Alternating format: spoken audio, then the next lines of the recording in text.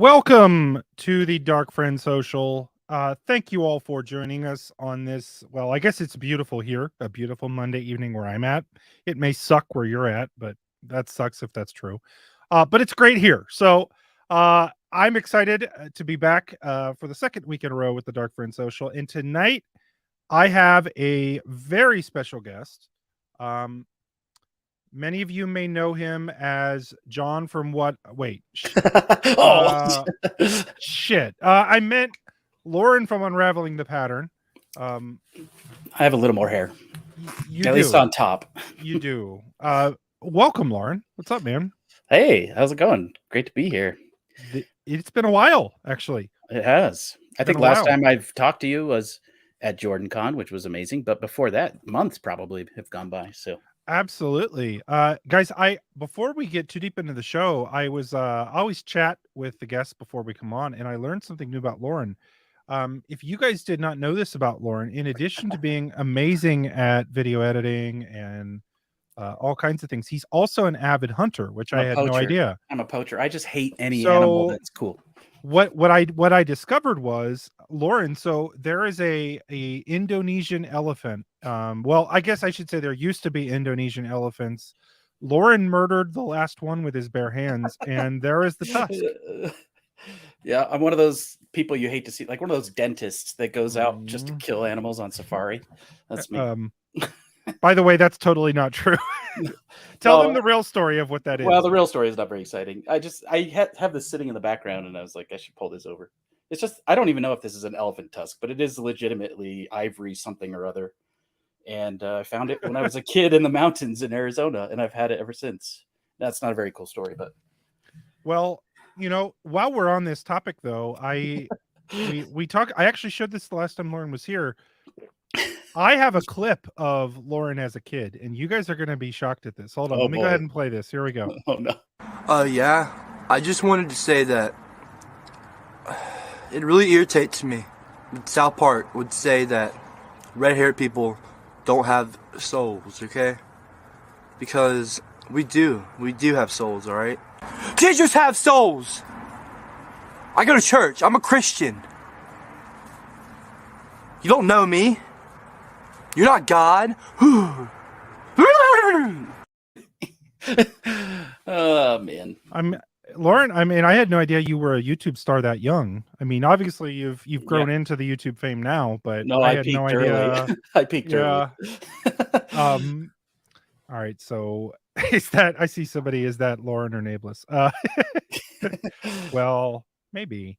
No, all joking aside, we did just get back from Jordan Con. That was the last time I saw you. We had a bunch of time to hang out. In fact, I got so many amazing pictures with you. I just thought I would show these. So, like, here's the first of the amazing pictures. Oh boy. That you and I got together. Look at that. I try to hide my lower half on screen so no one knows what I'm packing. That was one amazing. And then the other one that I have of us is here. You'll have to wait for it though. Naeem was the doctor.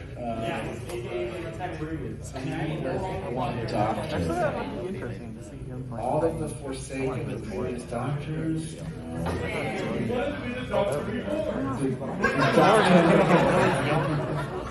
The dark. Those are literally the only two pictures or videos I have with you in them for all the things I took at Jordan Con. So I did see that in your vlog video that you posted. That was today, right? Yeah, it's last night. But yeah, it's like you would think that we didn't even see each other for as little content as I had with you while you were there. But I'm not the kind of guy who runs around taking selfies. A lot of people wanted selfies. I was like, of course, and send it to me or tweet it at me because I'm not really good about that. Did you take a lot of selfies or were you just kind of? No, like I didn't take that many. Actually, you can see like I've shown all the pictures I had, which is kind of crazy. I meant to vlog it and then did a really horrible job because hanging out with people got in the way, as I said in the video. Yeah. So I did not vlog it nearly as well. Yeah, Vance, the Gleeman, did the same thing. He had like a really great intent to vlog, and then there's 3 days of nothing because he was just talking to people the whole time. Honestly, I would need to like hire a videographer to follow me around and record. But It was still, I mean, it was a ton of fun. We did get to go out to eat. We went to the Cheesecake Factory, Lauren. That's right. Yeah, that was really cool. I'm glad that you invited me to do that too, because honestly, I don't really feel like I saw you the rest of the week, hardly at all. Like it was just a blur. Right?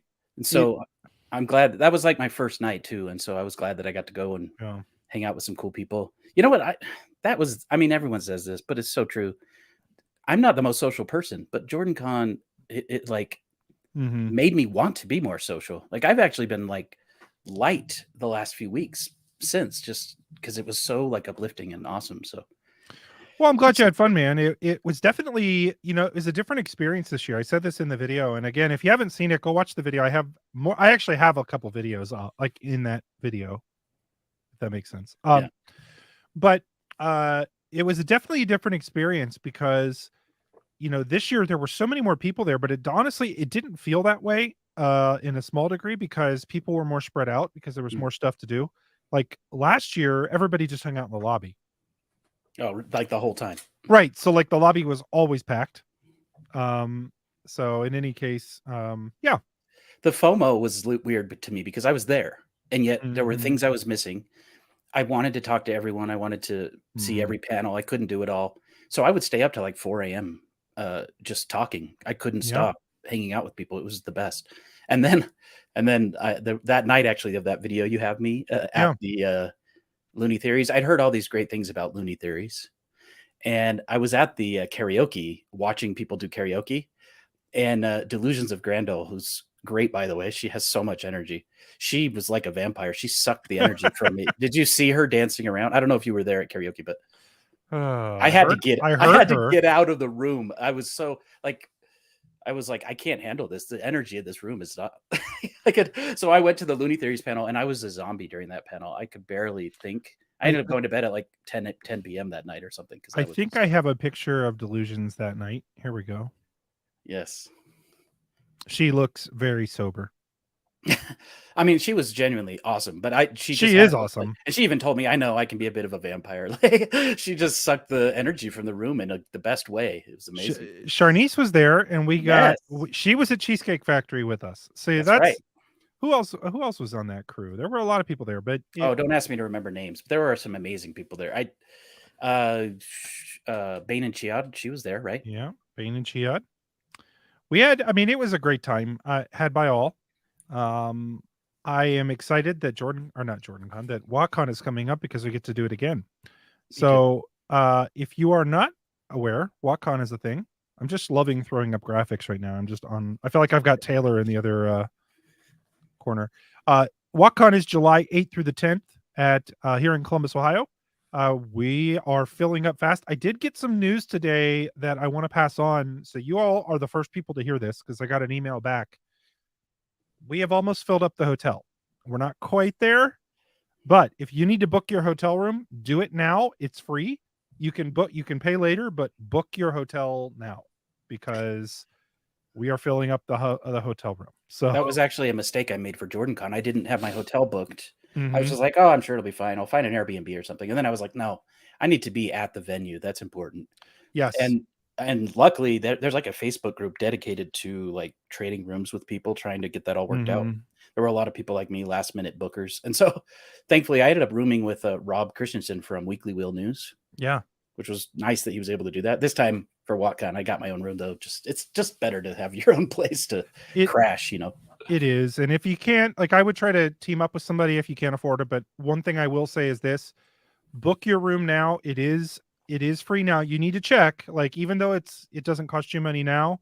I don't know off the top of my head what the cancellation date is, but I think you have 48 hours, but don't quote me on that. it could be earlier than that because either way, though, just pay attention to that when you book. But I would book it now, FYI, because they are filling up. So if you have not done that, do that. You can do that at watcon.com is where the link for that is. So, but yeah, so there's all the preamble. We got all that out of the way, and we have not talked any Wheel of Time yet. Oh, it looks like the Dusty Wheel came and went already. He's gone. He just left us. Hold on a minute. Hold on. So I think we need to do a wig that I haven't put on in a while. This was meant to be my Tom mustache. Well, I bought a mustache, and this came with the mustache. And then the Nice. mustache broke. So I've got this. You know, the most shocking thing about Nae'Blis that surprised me when we went there is he actually has a full head of hair. He just wears a bald cap most of the time. Totally true. Yeah. When did this whole wig thing start? What's So the story behind it is we were doing the live show, and I think it was like, I think Recapa Sadai was on or something like that. And I was like, I wish I had a wig or something like that. And Delusions of Grendel was like, well, I'll send you $25 and you can buy a wig. And I was like, well, tip it then. So she tipped $25 in the stream. I went and bought a wig. And when it came in, I just started wearing it. And I was like, I'm not going to wear. Everybody else started tipping for more wigs. I was like, all right, here's the deal. If you tip, I'll put a wig on. And then now I've got 4. If we make it to $100 on the stream, I buy another wig. So that's how this works. Oh, okay, I see. So if we get to $100, I'll buy another wig. And then I'll have it for next week. And this one is super itchy right now. So I'm kind of like, but yes. So thank you, Lemon. Appreciate you, man. Okay, so let's talk about some Wheel of Time, if you can take me seriously like this. So we have not really had a huge chance to like talk, at least publicly, since the show came out. And it's something that I feel like you and I are both in somewhat agreement on. Like, and in fact, I'm going to be probably making a video here in the near future, sort of a retrospective on the first season. Not a response to the man carrying thing video. Like, I'm not going to respond to it because, to be honest with you, I know this will piss a lot of people off. He's not totally wrong. Like, in a lot of some of the things that he says. Some of them he is. I didn't watch it. I should probably watch it. But a lot of people were upset about that, and like there are pieces. So I want to get into that, but like I do want to give a very honest assessment of what I thought was really good, what I thought was really bad, and then kind of what my outlook is for the show going forward, and where I think the show struggled. Because to me, and I'll give my very basic high level overview. There are a lot of things about the show that I loved, but the things that I didn't like are extremely problematic and worrisome to me. And that is, I think, where it's a little harder for me to be incredibly optimistic right now. It's not that I have a reason to be pessimistic, but there are concerns that I have going forward about some of essentially writing and directing, 2 things that I was not thinking they would have wrong. Yeah. So, you know, as you know, we've talked about this, we've thought about this, we've made content about this. I have many thoughts, but I have not actually officially released like a review. I did some like raw reaction videos right as the episodes released after I saw them, but as far as like doing a full review, I have not yet released that. I've been working on that script. The truth is, I've been toiling over the script because I want to say everything I need to say. But at the same time, I am personally trying to keep it positive. I'm not trying to be a total downer. But also a lot of the dust has settled. You know, like there was so much hype leading into it. There were so many amazing things that happened during the process of it. I mean, you got to go to that amazing premiere. I got to go to that awesome premiere in Denver. Amazon did pay for that for me. And so, you know, when people call me a shill, I can say that's true now, which is great. Join the club, man. Join the club. Yeah. But the truth is, as far as reviewing it goes, I just haven't done that officially yet. And so I have a lot of thoughts, and I've just decided it was okay. It was better than okay, I guess. It wasn't a 10 out of 10 for me. I said this on Twitter the other day, and this is part of my review as well. But the way I feel is, you know, that saying that the sum of its parts are greater, or the whole is greater than the sum of its parts. I feel the opposite about the show. There are a lot of incredible parts, and like, you know, some of the performances top notch. Some of the choices for costuming or set design or the music. My goodness, the music. Like, there are some things that to me are 10 out of 10. But somehow the whole of that first season left me sort of disappointed, you know? So that's kind of where I'm at And so, in my typical fashion, I've created like a list of literally like over 30 things that I've ranked out of Yeah. 10 per episode, and I'm going to have this insane review. But at the end of the day, it's probably like a B- for me as a whole. Yep.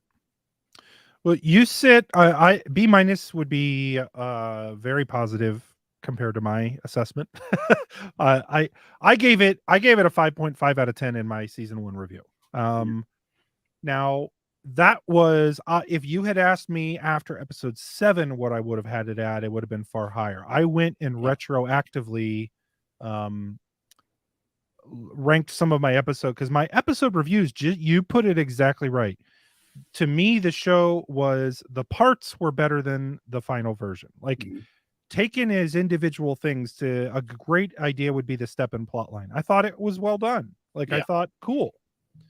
If it went anywhere, and it didn't. And so when we got to the end, I was like, that seemed incredibly unnecessary given what they had to cut to get there. Right. It's not that it was bad. It wasn't. But as a part of the whole, it felt more out of place. And, well, and I look at that as, frankly, I look at the entire first season as a prologue to the show. Yeah. Like they're setting up so many things that we may not get a payoff for a season or 2 or 7, like, so I also feel like I can't 100% judge the season yet, because it is a setup in so many ways. I was going to say, you mentioned something about directing. They picked some top tier directors for season 1. And one of the things that I enjoyed at JordanCon were the panels specifically about the show. There was a great panel about adaptation and how that works. But something that I've never personally been able to kind of come to grips with is, I understand how films are made. I understand how directors work when there's a film. I understand how TV shows work to a degree with a showrunner. The thing that I've always wondered about is, how involved is a director in the final cut of an episode? Because they're very much involved with production, but they're running those actors through episodes. They're bringing in new directors. They're doing table reads. They're moving on to production. It's all so production focused. By the time they sit down to like finally cut the show, how involved are that first director from the first 2 episodes, Right. So this is something I've wondered. And I asked Allie from Wheel Takes podcast, because she's kind of in that industry. And she actually made some calls. She was really cool. She made some calls to some people in the industry who knew more. And she said, apparently, the directors of a TV show, especially when they kind of come and go and aren't involved all the way through, they kind of do like an initial cut. They'll do like their production, and then they'll do like an initial cut, probably a little bit better than a rough cut, but still nowhere near a final cut. And then they kind of are gone. Yep. And so to me, that also puts the show into perspective, because it's hard to say how well directed some of this stuff was when you look at the final cut, because I genuinely believe there was a lot of studio meddling in the final cut, especially of the premiere and the finale. So, yeah, I would echo some of that. Hold on, before we get that, let's get to the important things. Thank you, Light Halacron. If nothing else, I credit the show for renewing my interest and spurring me to seek out this community. And I have seen some of that, so I think that's awesome. I've noticed some people that are reading the books because of it for the first time, so that's a positive too. Hold on one moment. You get the original, the OG Karen wig. I see some people in chat saying things like, depends on the show. Some shows the directors are more heavily involved, some they aren't. Like I just finished a rewatch of the show Lost, which is a show I really enjoy. And they had a lot of the same directors all the way through every season. So they were very involved with all of that, Well, hold on. I had a comment that I was trying to find. The concern that I have with that, though, is Uta was the director for episodes 1 and 2. Right. Uta is also an executive producer on the show. True. She's also a master cinematographer, and I thought episode 1 was one of the choppiest, worst edited episodes of television I've seen in a really long time. But again, how much control did she have over the final cut? She may not have, but I also know this, though. The cuts, this is what people I think are misunderstanding, is there was an initial script that was far longer that they didn't shoot. They didn't shoot that, though. Everybody's mistaking it and saying, well, there's like a an extended cut of the first episode that they just cut 45 minutes out of. I don't know. That doesn't exist. They filmed the shorter version of the script. Now there But are there a were couple things scenes, cut. Yeah. there were, but that doesn't explain the that doesn't totally explain the fact that that Wine Spring Inn clip Oof. is people are teleporting all over the place, and the Yeah. like there's no continuity in that and all of that. Right. Although So someone told me that, I don't know if this is true, but someone said that half of that sequence was shot like later in the season when they came back for reshoots. So I'm not even sure that Uta, what is it, Breedwitz? I don't know how to say her last name. I'm not even sure she was involved with the reshoots. You know, was that true? I mean, so But I that don't very know. well could have been true. I don't know. I just find like that was very odd to me, because that's stuff that's like very basic. Like you and I both had the same reaction when they released that clip. We were like, I sure hope this isn't the final thing. Like, I genuinely thought it because- was put together by some sort of promo company Yep. where they had the pilot and they just tried to cut it into a Twitter bite-sized thing. That's how it felt to me. Yep. Well, Now I don't mean to, so here's the other part. I don't mean to focus on the all of the negatives, because I feel like I could speak at length about the positives.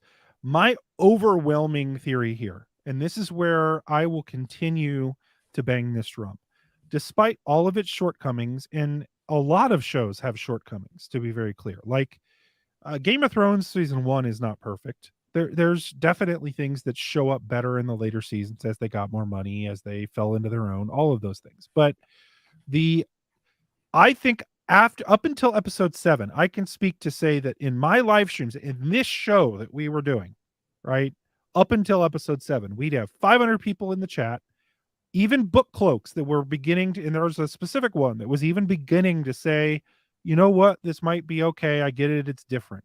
Those comments were being made after episode 7. Yes. Episode 8 just it killed all of that momentum. It's true. And I mean, even for me personally, as a content creator, I had Mhm. to take a break. I was just like, you know what? I'm not ready to talk about this yet. It did. It did. It just killed that. So, Yeah.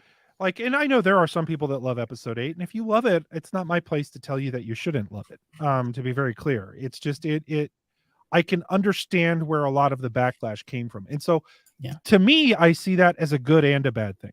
I see that in the respect of, look, they did through 7 episodes. Yeah, there were detractors, but for the most part, people really liked it. And so, Yeah. yes, they did not stick the landing, but that also means that they need to stick the beginning of season 2. So Yeah. here is where my concern lies, in terms of the direction forward, is I do think they need to knock it out of the park with the beginning half of season 2. If the first couple episodes of season 2 are not good, or they are really alienating to people, I think this show, I think it's very possible, and I know people are going to hate me for saying this, I think it's possible that we may not see a season 3. Yeah. So I think there's a reason they've waited so long to announce season 3. My guess is that the writing for season 3 is nearly done, or that they're somewhere along the way with the writing for Sure. season 3. But yeah, I agree that they're a little more hesitant to reveal that. Correct me if I'm wrong. Didn't they announce season 2 was greenlit around the time they finished production on season 1? They announced it before that. That doesn't shock me, though. Here's the reason that didn't shock me, because a lot of times they'll pick these up in 2 episodes at a time. Like there's a number of shows that they pick up for 2 seasons, but so I always thought it was going to get 2. I never thought that it wouldn't get 2. I still think it will get 3, guys. Yeah. Like I'm not like super pessimistic on it, because it's not like they have hit horrible people making this show. Right. And I interviewed somebody today in my real job, and in the job interview, she was like, yeah, I'm a writer and I like fantasy. And I'm like, oh, that's really, I was just, tell me about yourself. She starts talking about that, and I brought up, oh, do you like what fantasy stuff? Well, she's like, I really like the Wheel of Time TV show. I've never read the books, though. I think I'm going to start. Like that, right? And I had no prompting. Like, she has no idea who I am in that regard. Like, it was, unless she did some serious research before coming to that interview. And if so, kudos to her. But Great job. But the point I'm making here is like there's definitely a population of fantasy people out there that liked the show and don't know what was changed. Okay. But Yeah. negative backlash, here's where I will this is where I think like you and I definitely have had this conversation with Matt at the Dusty Wheel. Like the engagement online, and I'm not just talking about with our YouTube videos, although you can see that. Yeah. Okay. But the engagement with the property drop, like if you look at Google Analytics, it sort of fell off a cliff after episode 8. Now, I would have expected some of that because the show was over, but there was a negative connotation. So I feel like we fought through that for a while. And so, you know, I want to get back to being excited about it, but I also want to temper that because I feel like I don't want to get people, oh yeah, 100% everything's peachy and perfect and all that, Right. and then have everybody be shot down because they do have to get it right, in my opinion. Yeah.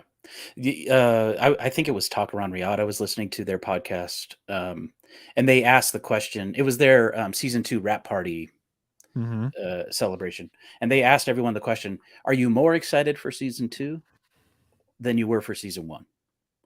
And I was surprised to hear most of them say they were more excited. Now they had like Watt series there and John from Watt Up, people who are very involved with behind the scenes, understanding all that stuff that's going on. So they may have more reason to be hyped. I don't know. They may know things that I don't. But for me, there's no comparison. Like the hype leading up to season 1 was so high. Yep. Channels like yours and mine were growing, and there was so much excitement that Dusty Will became this institution. Like there was a lot of excitement and hype, and I have felt that fizzle in a way that I think we'll get it back. I do. I think Sure. Amazon is intentionally keeping quiet for whatever reason. Maybe Lord of the Rings is their next big focus. I don't know, but it does feel different to me. Also, we didn't even know what it was like to see Rand in costume. Like we didn't even know what the heron mark blade would look like. We didn't know all of these things. Now we know that. We've sort of been acclimated to it. And so to me, the hype is different, you know. Well, I'm at the place too where I am not I think I will be more excited the closer we get to the season because honestly, the stuff that happens in the first book, I was really not all that excited to see, to be very clear. Like I like reading Eye of the World because of all the setup, but there's not really any scenes particularly that I'm like, ooh, I can't wait for that. Yeah. Right? There's very few. But we're now getting into some of the stuff where I really feel like the story starts to take its own, and they've got characters in multiple places. They can do a little bit more. They've done the backstory stuff. So now they can go deep with characters. And if they do a good job writing that, the changes are going to happen. And like that, they were always going to happen. But I will say this, and this is the one area where I think I'll sound a little book cloaky, but I guess it's not totally there. I'm not full book cloak here. That they need to have really good reasons to make changes, and they need to make smart changes. So there's a difference between saying, yes, the show needs changes because an adaptation will need them. Of course, that's true. I really, outside of the book cloakiest book cloaks, I think most people understand that. Yeah. But if you change the wrong things, right. Okay, I'll give you a great example of where I feel like they just did not have great touch. Or we're not really in touch with fans. The damn Waygate. Yeah. Okay. I have thoughts about that. Like and I genuinely think, and I say this because when we showed up at the premiere, they had a giant Waygate built at the premiere. Yeah. They missed the mark. And I love the Tweeters of Chaos. I love the Well, to be fair, they sort of leaned into that, haven't they? It's kind of funny. It's almost become I mean, it is. Yeah. But like I genuinely think they thought people were going to be hyped about that change. Yeah. And it's like why? What that wasn't even a necessary change because they didn't even change the functionality of the Waygate. Does that make sense? Like they kind of did, but for other reasons.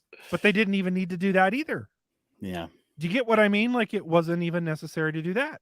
So I'm going to be going into this extensive. I actually have 2 scripts written. One is all about Waygates, and another is an episode 7, Unraveled video that I haven't released yet. I have not actually released episode videos for the last 2 episodes yet. I stopped doing breakdowns after episode 3. I Oh, never did really? the rest. I did reviews, but I didn't do breakdowns Yeah, because unfortunately, reviews just get more views. I put a lot of effort into my Unraveling videos, and no one watches those. But I think they're good. I have a lot of good insight. I think people should watch those. But specifically the Waygate, my personal theory is, there are behind the scenes shots of Padam Fane with the trefoil leaf key. There are things I think they intended to do visually that they ended up backpedaling on, because it's sad, but they need an excuse not to be able to reopen the Waygate and go back for Matt, because Barney Yep. left, and they had to script that weird. yeah, I I get it. don't know. There are some things they had to change. How they went about it, that I'm completely with you. Changes are necessary, and frankly, the majority of the changes in season 1 aren't the reasons that I have any issues. And I also want to say, we may be sounding like we're ragging on the show a lot. Like, Mhm. we're Wheel of Time fans, and any new Wheel of Time content's still exciting. I mean, Yeah. all of this beats, Winter Dragon, for example. 100% yes. But that being said, I completely agree with you that it was just some of the choices that were made specifically in that last episode that were just like, why? Couldn't you have thought this through just 5 minutes longer and come up with a better idea? Anyway. Well, but it's that, and I don't. Again, I'm not ragging on the Waygate because I also don't think it's that big of a change that it makes a difference. It's just an example of something that it's like, I think in the head that sounded like a cooler change than it ended up being, and that's my concern that we make a change because we think it'll be cooler, and in reality, it wasn't. Right. Like it really wasn't. So now we know Waygates. Speaking of Waygates, there are 2 that we know of for season 2. Okay, there are 2 Waygates. One in a forested, jungly area, and one basically right on the coast in Morocco. So, like, that gives me a little bit of hope because I think that we have the idea of fast travel between what I think is probably Tyr and Foam. Yeah. Which also means portal stones are probably out. Or they could be. Jess had the theory that they could be both, and depending on how you use them. But yeah, either way, my point would be that I don't think we'll go through the ways multiple times. So I actually don't think portal stones are out. I think a creative use of the ways, because that would be poor. That's why Robert Jordan didn't do it. Is the same reason. Like if he had said, "Oh, they're going to travel the ways again, and then they're going to travel the ways again," like it would have been an overused trope. Yeah. Okay. So like in the Great Hunt, when the Mashin Shin keeps them from getting in the ways, like I think that was actually good because I was like, thank God we don't have to do that again. Yes, and a lot of people whose podcast, like first time readers, they all feel the same way about the ways. They're like, please, not another ways chapter. Right? Like we did it once; it was cool, but we don't need to revisit that. And It's like the portal stones, the whole "I win again, lose Theron" sequence is one of the coolest things in all of the books. It and absolutely so is. I would love a thing where maybe Rand attempts to channel a Waygate open and gets in this weird portal stone mess or something. That would be cool. Agreed. Again, the example I would give would be if they kept using the ways, it would be like if when they needed to travel in Lord of the Rings that Gandalf went through the mines of Moria like 3 times. Right. Yeah, exactly. You'd be like, okay, enough of this. Well, like, and let's be honest, the ways were literally a Mines of Moria ripoff. I mean, yeah, I mean, a lot of the Eye of the World was Lord of the Rings ripoff, and they're being followed by, Gollum in the ways. Like we've done it. Right. And you have Pot and Fane. And again, that's deliberate. I mean, Robert Jordan wrote it that way on purpose, but that's just an example of where, like, I know there need to be changes, and I'm actually not sure how they're going to change things to make it work. But one thing that I'm hearing that I am going to reserve my judgment on, but right now I am leaning negative on, I do not like the Aiel being at Foam. Interesting. So I do not like that for many, many reasons. I feel like if they've got Tyr in the story, there's no reason to have the Aiel in Foam. Yeah. Okay. I mean, tell me why. Convince me why I'm wrong. Well, here's the thing. There are Aiel maidens in the Great Hunt at the steading before they enter the Waygate. And I figured, okay, maybe if they introduce Avienda in some way, that would be fine. But also, we've talked about this a million times. Bringing on someone who's going to be a full-time cast member, you can't have them do one tiny little cameo in one episode, right? Right. But when he made the announcement, the official announcement, he said they were shooting a big battle and that she was a Right. part of that. And Right. I also was kind of like, okay, how are they going to work this in? Like, I'm not necessarily opposed to having a few Aiel there. Like maybe they get caught up with the group and they help, but there's only 2 of them. I would actually be okay with that. Mhm. She's, it would also kind of help speed up Avienda's understanding of who Rand is, which I could see that being Right. interesting. I don't want to see a whole clan. I don't want to see a ton of Aiel there at the Battle of Falma. I want to see White Cloaks. I want to see, obviously the Heroes of the Horn and the Shanchan, Yep. and maybe 1 or 2 Aiel that are just kind of there. Maybe they could take the place of some of the Shinaran soldiers or something. So Noman Garden said this, and this is a part I agree with because I do want to look into his words. He says, "Didn't Rafe say iconic fight? There's only one Mm. iconic fight with Aiel before Tyr, and that's Dance with Me, Shadow Man." Now that could be it. Ooh. That could be it. I do question because think about what are the iconic fights that could happen in books 3 and 4. You've got iconic fights. You've got Matt, Galad, Gawain. Obviously, no Aiel there. You've got obviously Battle of Foam. You've got Rand and Turok. Is that how you say Yeah. it?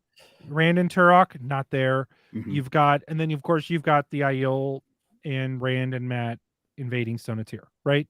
Mhm. Obviously, the Aiel are a part of that second thing. That would be a reason, again, why if you're going to have Tyr, we don't need to add the Aiel elsewhere, right? Like it now, it feels like we're just shoving them in the story when it Yeah. doesn't make sense.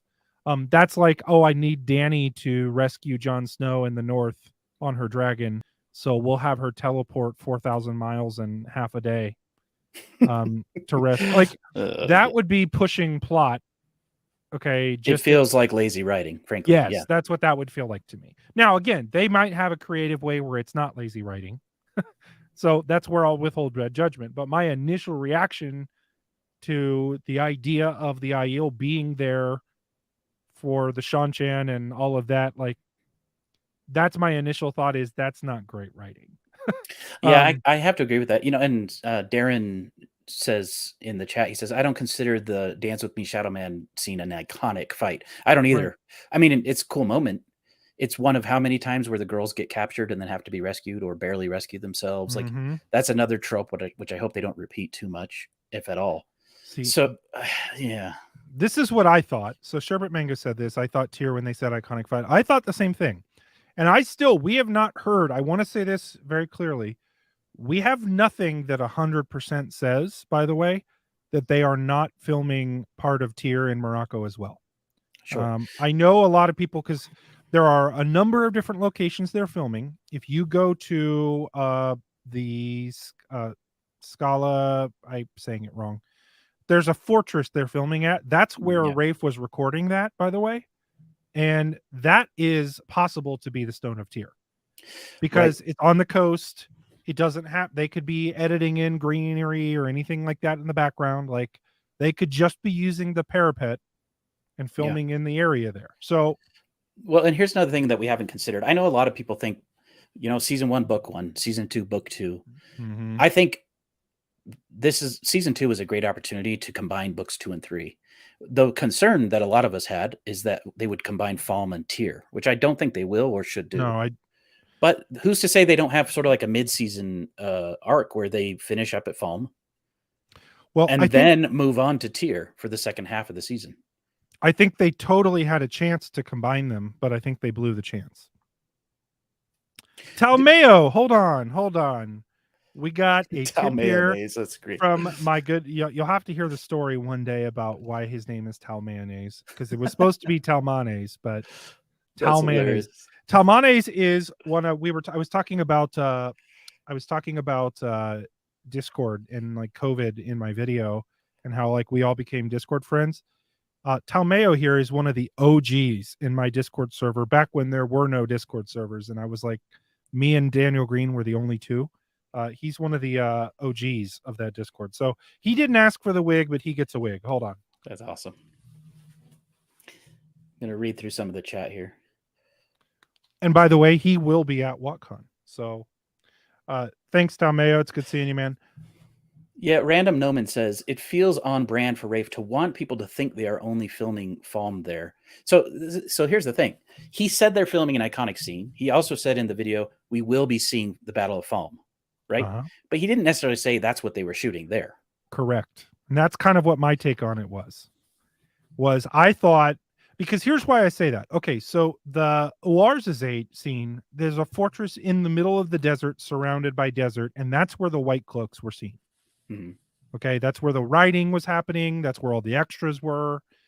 That to me was Battle of Falm right there. That's not on the coast where this was being filmed. That's a separate location. So now they could be combining the two, but my thought was always that they were using that fortress that I'm forgetting the name of as tier, sort of in the same way they used that abandoned fortress to make Faldara. Right. Obviously the surroundings of that fortress, if you see the pictures of it that they based Faldara around, looks nothing like the surroundings. Yeah, Right. that's very common. We also don't know Yeah. how much they've shot in their Jordan studios behind closed doors. Like, right. So much could be done that way, and then they're just doing some exterior shots in these other locations. So Right. So I think that could be tier, and I'm really hoping so. Real quick though, I think it's time.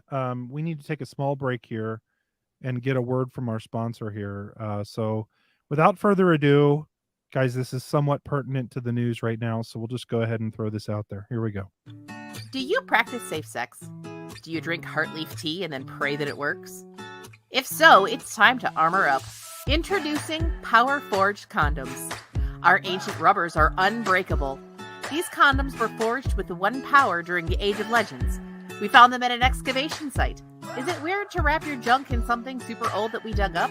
Yeah, maybe a little. Power Forged condoms. You should rinse them off, but they work.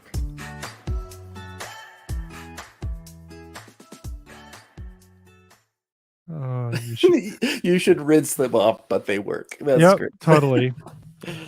That's kind of funny. You got to think, like, what power forged way did the people in the Age of Legends do birth control? Like, what was it? Yeah. Anyways, so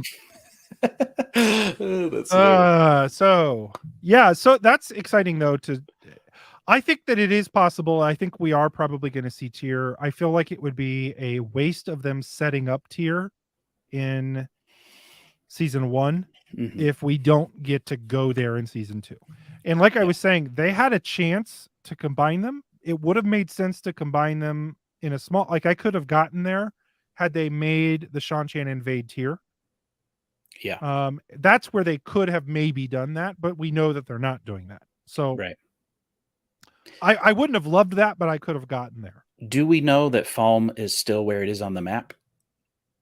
Yes, because I think it was on the map where they had it. Okay. And remember, they talked about it being in the far west. So. Oh yeah, that's right. I was going to say something about I forgot. It's left me. Well, anyway, okay. Oh, I remember what I was going to say. The tower coup. So, do you think they're going to attempt to include the tower coup or some form of that in season 2, or is that going to be waiting until later? Because that seems like too much to cram in. If they're trying to really do 2 books worth plus that. Well, you know where that could. So that all depends. Is Elida introduced? You know how I would do it? I would put that in this season, and I would have that be the cliffhanger. Oh yeah, that's true. That could I would have that be how the season ends. Have Logain running off or something. You know, there's not even that. No, just the coup. Forget Logain running off. Swan gets deposed. So that there's a theory that some people have that Sophie Okanedo's too big of an actress to keep on, and that they may actually just kill Swan off. I think that's possible too at the coup. Yeah, and Liana will probably sort of take that role as the one that continues that storyline. Maybe she's a big actress, but if this is a big show, true. So I think, I mean, it's possible that they could want to get rid of Swan. I feel like getting rid of Swan is a big enough character that I would not get rid of her. Yeah. Because she plays such a role with Egwene, and there are plenty of times where you maybe could kill her. Now, I could get behind. I could see how you could write that around. But keep in mind, the bigger question to me is, are they going to quote unquote kill off Moraine? Yeah. I mean, I hope not this early. Well, I hope not this early, but I think they need to do it. Oh, you just mean at all in general? At in some general. point. If they do, I don't think it'll be even a full season where she's gone, or it may be one full season where she's gone. Like, I don't know that they'll keep it 3 seasons or whatever. Well, therein lies the problem with making that person your main character, like, or the biggest name actor or actress. Now, of course, they did that with Sean Bean was the biggest name in Game of Thrones, and he was obviously killed off. So, but he was not brought back either. That's true. And isn't Rosamund Pike an executive producer as well? But you know what I would do? I think I would kill off Moraine in general. Just not bring her back. I would kill her and not bring her back.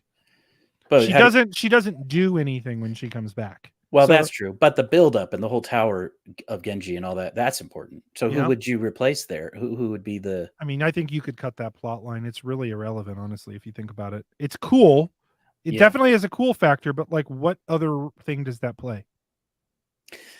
Well, for me, it was a major part of theorizing growing up. Like all of the Ilfin stuff, and what was that? What did that mean? What was the tower, and what was so mysterious about it? And Matt's spear and all that. But you're right. I mean, for the show, anything can be cut, right? Obviously, we hope they don't cut any of it, but right, anything's possible. Someone said something funny in the chat. I was going to mention, but. Well, anyway, no, that wasn't funny. They said Kalendor could be sort of like the cliffhanger at the end of season 1 as well. I like that idea. I think it's possible. I would definitely be all about that. Real quick though, before we get too much further, I want to come back to this conversation, but I do want to plug Lauren. If you are not a fan of if you're not a follower of Lauren's channel, you should be. He and I have done some collaborations and have another collaboration coming up. Lauren promised that tomorrow the Battle of Foam video will be released. Oh, wait. I'm joking. But no, we have done some collaborations. I want to show, if you have not seen it, I want to show a clip from one of our collabs that you guys can check out. And then we'll talk about it. So let me go ahead and play that. This time, the Trollocs move upon the village from both the north and the south, splitting their force into 2 equal groups, each consisting roughly of 1,000 Trollocs and 25 Murdral. The town was defended by 100 or so bowmen on each of its lines, followed by men lining the stakes in a group that barred the entrances to the town. There were 6 catapults built at the center of the town, facing both directions and manned by the Aes Sedai. The women and tinkers were assembled at the center of the green, also with 400 or so white cloaks sitting in reserve to fill the line where needed. The Trolloc armies attack at the same time, charging towards the defenders of Emond's Field from both sides. The defenders fire arrows and catapult shots into the armies of Trollocs, killing many, but their numbers were far greater than the first attack, and the Trollocs managed to reach the barriers of the city, where the defenders are forced into hand-to-hand combat. The lines of defenders begin to bulge, and sensing that the lines are going to break, Perrin orders a retreat further into the village. Despite the ordered retreat, the lines of defenders were on the brink of breaking. Despite promising to aid in the defense of Emond's Field, the White Cloaks stay at the center of town. The women of the town, noticing that help is needed to hold the line, charge into the weakening lines of defense and fill the holes, preventing the Trollocs from overrunning the town's defenses. As the Trollocs had fully committed to their charge and fought right to the town's defenses, a force of bowmen from Watch Hill arrives from the north, led by Fael, and begins firing on the rear of the northern Trolloc army. Simultaneously, another group of bowmen arrives from the south, up from Devon Ride, and they begin firing on the southern Trolloc army. Caught between the defenses and the Two Rivers bowmen, the Trolloc armies are completely destroyed, and the defense of the village is complete. Oh yeah, cool. Love it. Yeah, have you ever seen that before, Lauren? A few thousand times. This is the thing about editing something like that. You watch it a lot. Right. You know, to get the timing right. Yeah, that was fun. I can't wait to do more of that. And honestly, I want to do way cooler stuff too with some of those battle videos. Like that one was kind of like a test run. I would love to do a little bit more 3D kind of stuff where there's more of an angle to it. You can see things. That'd be cool. Have you ever worked with Unreal Engine? I haven't personally, but I've seen a lot of cool stuff that people have made. So the video guy at the company that I'm currently consulting with does it for fun. Like he just makes stuff in Unreal Engine. I have always dreamed. I looked into doing it once and I'm like, I have no time for this. Yeah. I would love to like make 3D stuff in Unreal Engine of like the White Tower and the interior of it, where you can walk around, or like tour Emmons Field on your own. Um, you know who did that? You can find this if you guys are Star Trek fans, or even if you're not, it's really damn cool. Somebody built the entire Star Trek Enterprise D in Unreal Engine, like even the areas of the ship that you never see in the show, like the shuttle bay, for instance, like the main one, like they build it to spec. That's so cool. It's really cool. Anyways, I just thought that, I was like, one day that would be fun to Unreal Engine it up. I'm trying to find. There's a video. I just saw this posted on Reddit like a couple weeks ago, and I think I subscribed to his YouTube. But anytime anyone makes Wheel of Time content, I subscribe just so that I can kind of keep track of it. And so I have like too many subscribers. But he did like an Unreal thing where he actually built scenes in the Wheel of Time and then did like his own narration. Actually, I think he used Michael Kramer and Kate Redding, now that I think about it. But it was actually really cool. He built like a little Unreal 3-minute Wheel of Time video. I'll have to find that and share that on Twitter. But well, Lauren, where can all these good people find you and your content? Well, I have a YouTube channel called Unraveling the Pattern. It's just youtube.com/unraveling the pattern. But I'm also on Twitter at Unraveling Watt, and Instagram and Discord and everywhere else. But yeah, I have a passion for animation and video editing, but also the Wheel of Time. So I combined my two great loves into a YouTube channel, which I promise I am still working on. It's been a bit slow. I did recently make a couple joke videos. Sometimes, I don't know if you do this, you get an idea and you can't get out of your head and you're like, I just got to do this. Like that's how I am. So my last two videos are a little bit more on the light side, but I promise that really good stuff's coming. I have never made a joke video ever. There you go. See, you spent the time to make that map. My last video was a Arrested Development joke video where I took scenes from season 1 and some other random things and created a little Arrested Development Wheel of Time mashup. And then the one before that was called Woke of Time, which actually lost me some subscribers. But boy, was that fun to that's great. Mess with people. So, well, you'll have to check out the White Cloak comment bot at some point, Lauren. Maybe it's been present on your channel. Now, I will say there are a couple maps that you and I will be using. So here's Toman Head. I just realized I had these on here. I didn't realize I had them loaded up. That's pretty. I don't know if I've seen that one. Which I sent it to you. You've sent it to me, which means I haven't looked. This is Foam. So yeah, we've got Toman Head and Foam. So there you go. There's a couple maps for everybody. And of course, then there's this map again. Yeah, we'll insert that. We'll penetrate that in as much. Yeah, we'll have to throw that in there for no reason at all. And then my completely made up Age of Legends map, which I'm pretty sure I've used this in a video of mine. I think you did, yeah. Yeah, that was great. Well, so before I want to get back to talking Wheel of Time here. We only have a few more minutes, but I usually play a couple of these, so I thought we'll do one more commercial break before we come back and finish talking.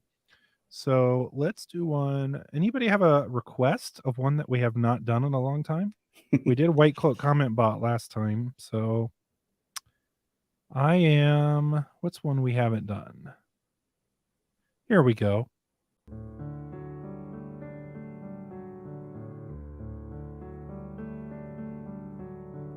Hey guys, can we be serious for a moment?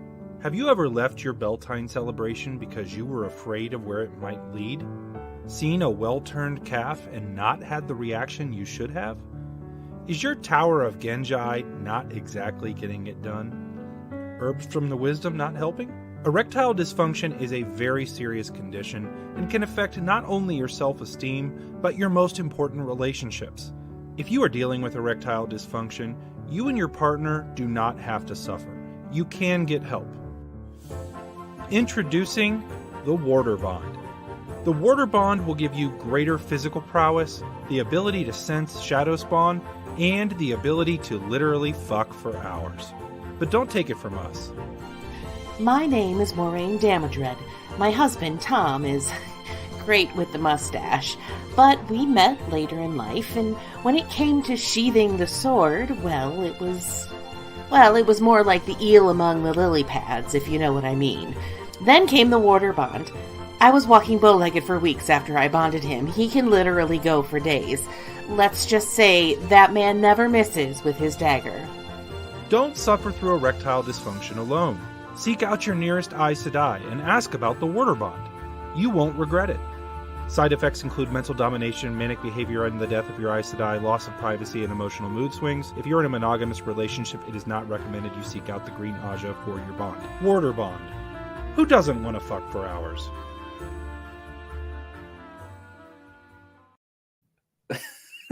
That was great, man. That testimonial was so perfect. Jess is like the best at commercials. Her voice, she does like all these different voices that we just use over and over again. So I was going to ask, how do you guys how is one of these made? What do you just write your own and then recruit each other to do parts in them? yeah, Or so is it a group effort? no, literally, we just like somebody will write a commercial, like, because we just think it's all based on like what is funny stuff from the Wheel of Time that we can either make fun of or products from now that we can kind of spoof off of, right? Right. And then like one of us will write it, and then we just record it after the episode and edit it. And we just decide, oh yeah, this one would be good for you to read, that one would be good for you to read, and like we all write them. So it's all mine are usually the childish ones. Like Brian's are the really clever, funny ones. Mine are like poop humor or dicks or like I wrote that one. But and then yeah, Brian and Jess write the really funny, like smart humor, and I'm just stupid. So, but yeah, that's how the sausage is made. I loved, at Jordan Con, you had that, what was it? Igloo Bond Balefire.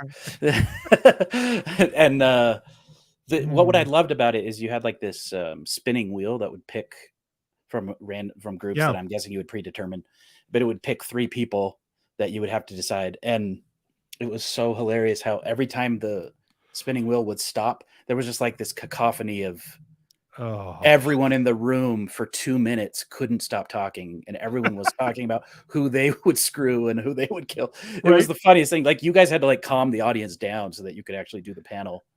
Well, great. The great part about doing an After Dark panel is everybody had a little bit of lubrication at that point. So there's a little bit of alcohol in the crowd there, and everybody's a little rowdy, which was a fun panel. So that was so fun. Yeah. And I can't wait. We have some fun panels coming up for Jordan Con 2 or WattCon. I can't get my con straight. So, but yeah. So, all right.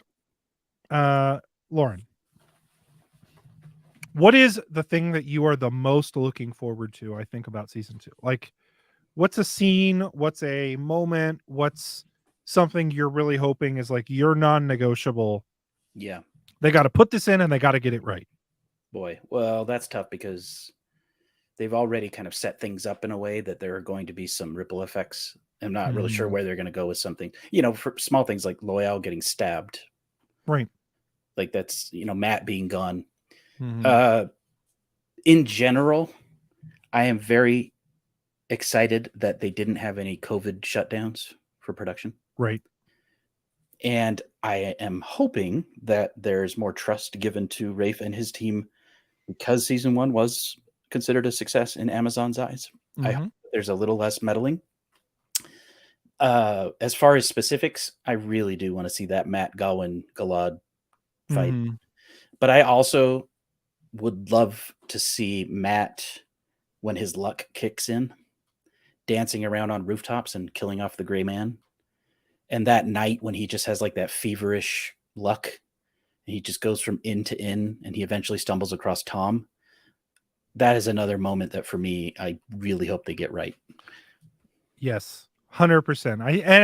I think that could be really fun to shoot and visualize, like the luck where like things look like, like I'm trying to think of how I would film luck like that. Right. But it could actually be really entertaining to watch that go down. Where you've seen those shots of like slow motion dice.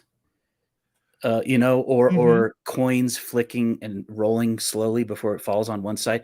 Like they could do some really cool things where Matt is like in the zone with that, and it's almost like he's pulling it Well, or something. Be so really interesting. I'm not thinking so much about the gambling, but the luck of like falling on the dark friend when he should Oh have yeah, died. yeah, Or right. so I'm almost thinking like reverse Final Destination stuff where you have all this crazy stuff happening that causes somebody to die, but you have all this crazy stuff happening that causes Matt not to die.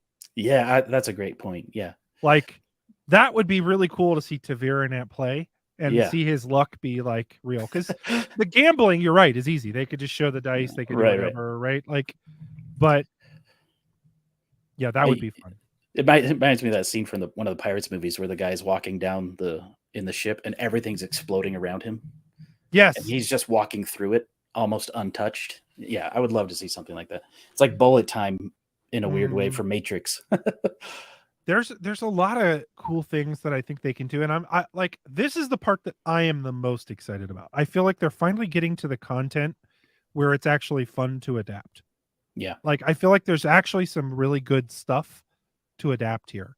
And there's a lot of character driven stuff that again, Matt makes this comment, Lanfear or rewrite. But yeah, like Lanfear adding in the Forsaken as villains now.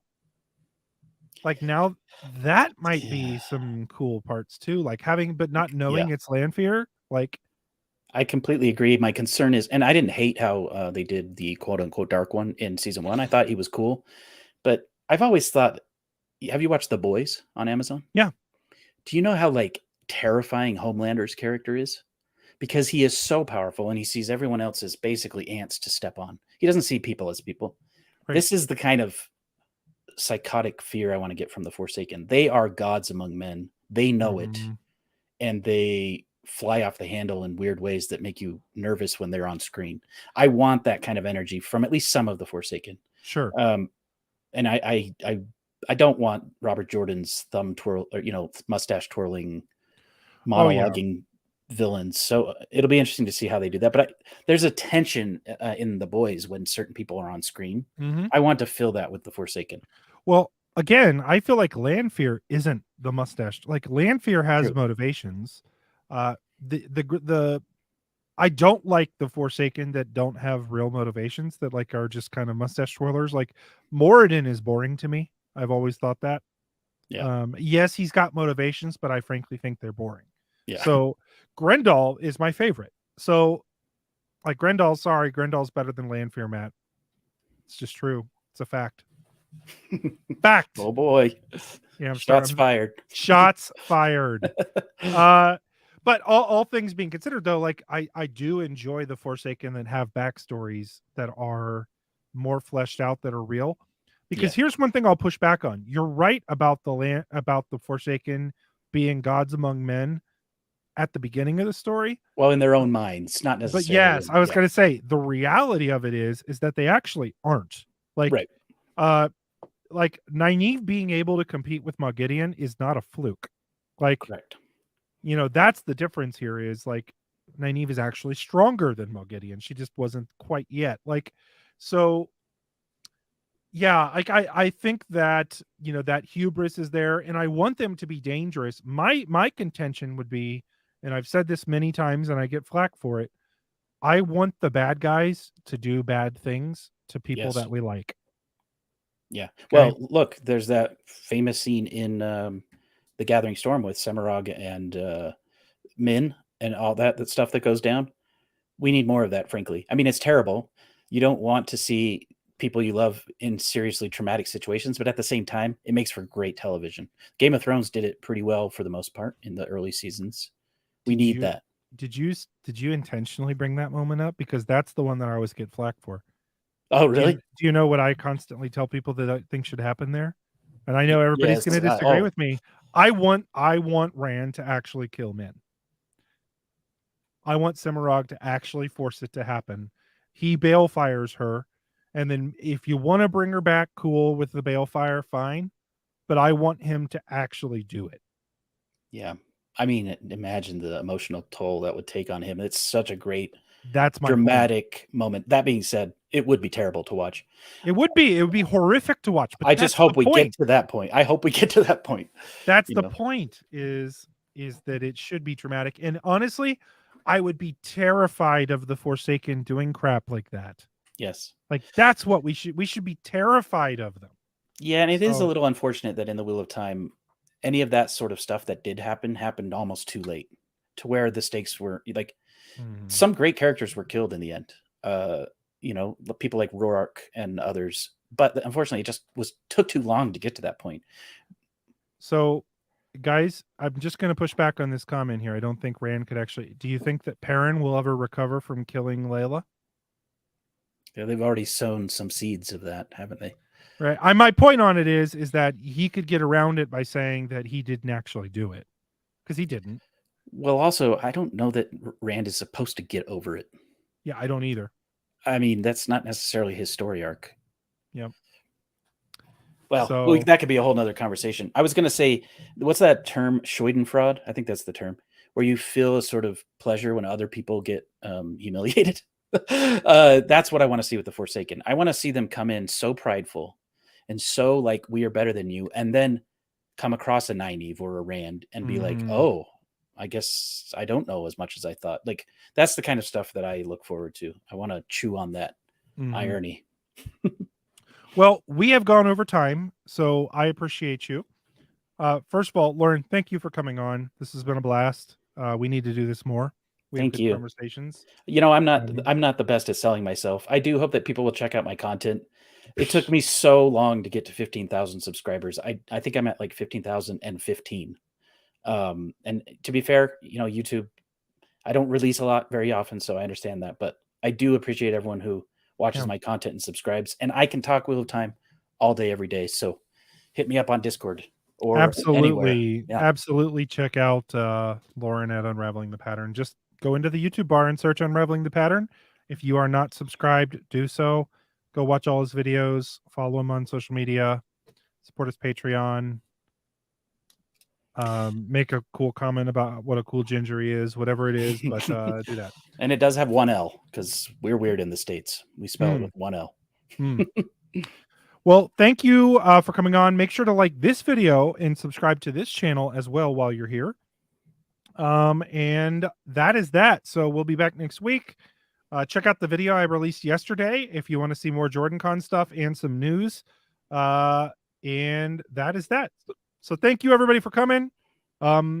We will say Smash to Black or whatever the hell we do. Bye. How about that? Bye. See ya. Thank you.